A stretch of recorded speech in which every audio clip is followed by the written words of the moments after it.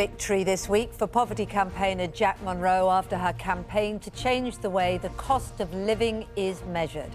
And it's now led to changes to the way the Office of National Statistics, which is the people that set it, how they collect and report on the cost of food. Yeah, after years of highlighting the problem that inflation figures didn't accurately reflect the real price for people on lower incomes. Of course, Jack was with us last week discussing this exact issue. Her campaigning has made a huge impact. And Jack Monroe joins us now. Well done to you. Thank you. Just explain in a nutshell why it was wrong before and what now makes it better.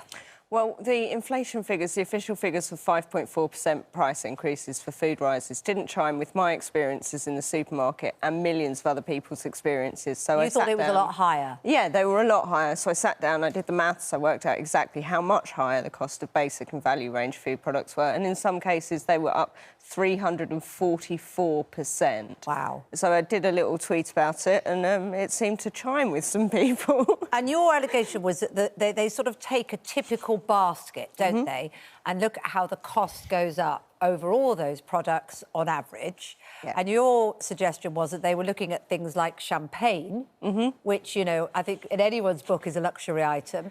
And actually, the way it went up was much smaller. So champagne is expensive, but it didn't get as much more expensive as a tin of baked beans. Yes, and the other point there is that that people who have lower incomes and have less disposable income tend to spend a greater proportion of that on what's known as non-discretionary essential items like food and fuel. So if the price of a bottle of champagne goes up 5%, the people who are buying it in the first place can probably afford that 5%.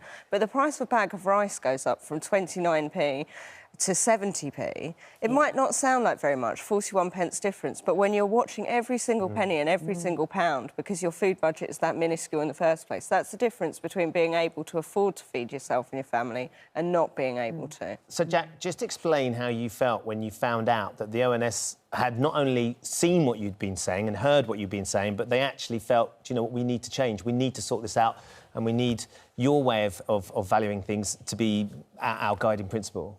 Well, the ONS were quite early to reach out. They were very responsive, very receptive, and they've listened. They had been making plans to make changes to the way that they calculated and recorded inflation anyway, but they've sort of seemed fast. Yes, yeah. They seem to have put their foot on the gas and gone, well, we're gonna do this now. And the statement that they made, quite wonderfully, absolutely music to my ears, said we're no longer going to track the price of one apple in the supermarket, but we're going to track the price point of every kind of apple at every kind of price point in the supermarket. So the data that they're going to collect is going to be enormously helpful, because if the inflation rates show a more reflectively what's happening to people at the sharp end of the economic scale, then we can use that to lobby for an increase in benefit payments, in work benefit payments, in real living wages, a minimum basic income, because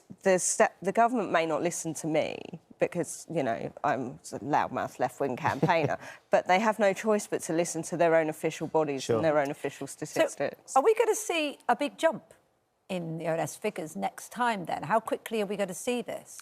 I'm not sure how quickly they're going to be able to collate their data. I'm also still collecting data for the Vimes Boots Index. Yes, we need to discuss this. Look, you've changed the name. The name has been changed. It's now called the Vimes Boots Index. Can you explain quickly what that means? What? Yeah, so that's from a Terry Pratchett book called Men at Arms. There's a character called Commander Samuel Vimes, and he describes very incisively and very clearly the difference between, basically, that it's more expensive to be poor. Yeah. So if you've only got like $38 to spend on to spend, he spends $10 on a pair of boots, and those boots wear out very, very quickly. So he ends up buying more and more and more cheap boots. Whereas if he had $50 to spend on a pair of boots, those boots would last him a lifetime.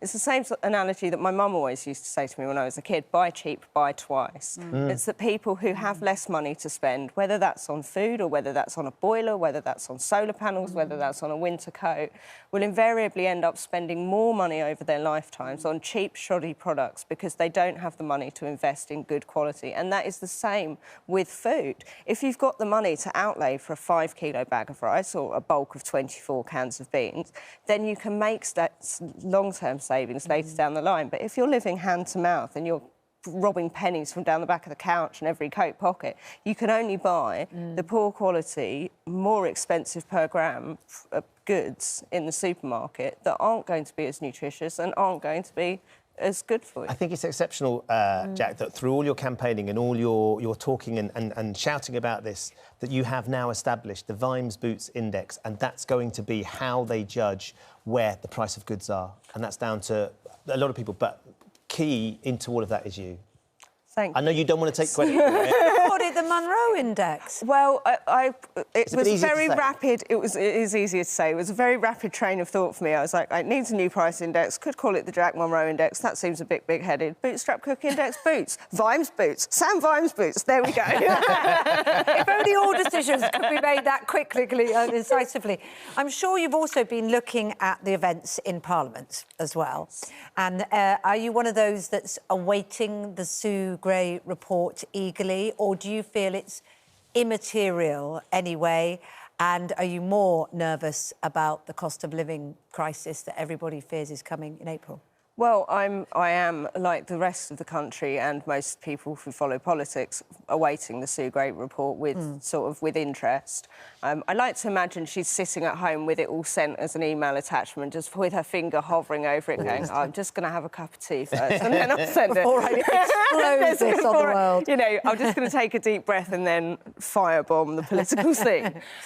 But, yeah, I mean, that's... the whole thing just stinks, doesn't it? I mean, how do you need an investigation to know whether you had a party? I mean, I've had moments in my life where I've not been able to remember whether I've been present at parties or not, but, that's a tumultuous youth, yeah. that is. That's not... I'm not leading the country.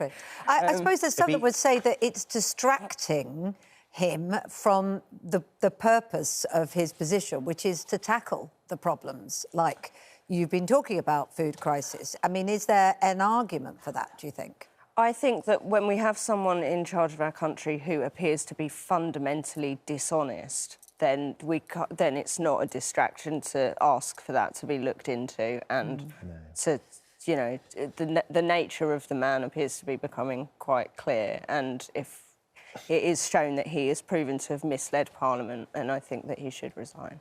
Jack, it's lovely to see you on what is a great day for yourself and the Vimes Boots Index. Yes. And hopefully for the people that you want to help. That's the key thing, isn't it? Yes, Thank you for coming in. Thank you.